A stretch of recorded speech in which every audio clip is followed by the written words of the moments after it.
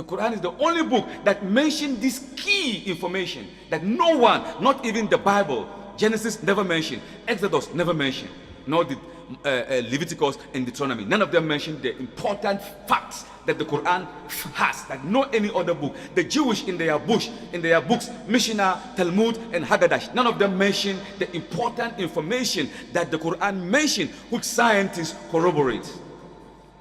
When Pharaoh was dying, he realized that he's dying. After the Pharaoh, Musa and his people passed, the Pharaoh pursued them. You know the story. Later Allah clapped the water together and they all perished in the water. They all perished in the water. The Bible said they pursue Pharaoh, but somehow they pursue Moses and the Israelite, but then they perished and died.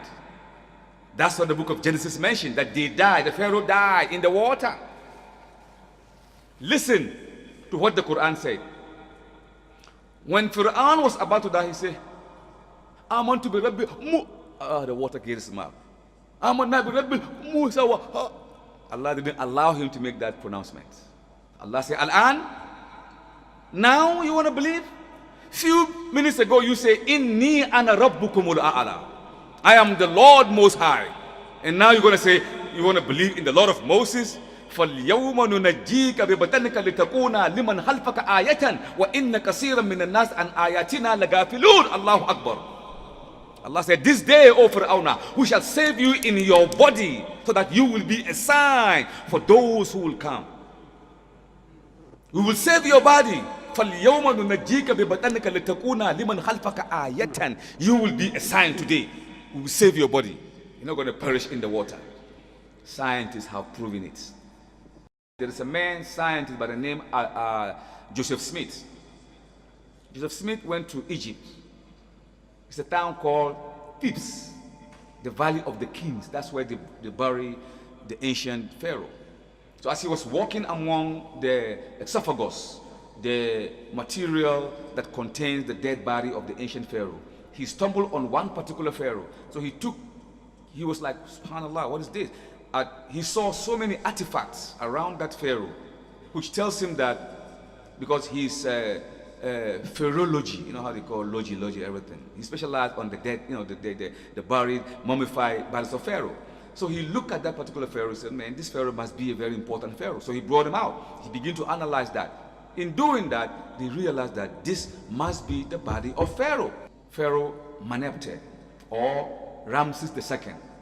How did they know? They carbon dated the body of the Pharaoh with potassium test. How did they do that? They cut a tissue of the body, mix it with carbon, and they through chemical machinery, they can drive the machine to tell them, like this wood, if I want to know, when was this wood cut from the parent tree in the bush? I just cut a part of the tree, put chemicals and potassium, put it on the machine, that carbon date. It will tell me exactly which year, which month, indeed, which day was this wood cut from the bush. That is carbon dating with potassium test. They did that to the tissue of the Pharaoh. It shows them that this body of Pharaoh died as a result of being submerged in the water. They say, wow, they did it again.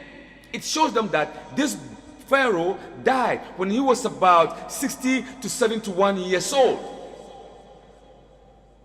They did it again. It shows them that this Pharaoh is about 3,000 and change years ago.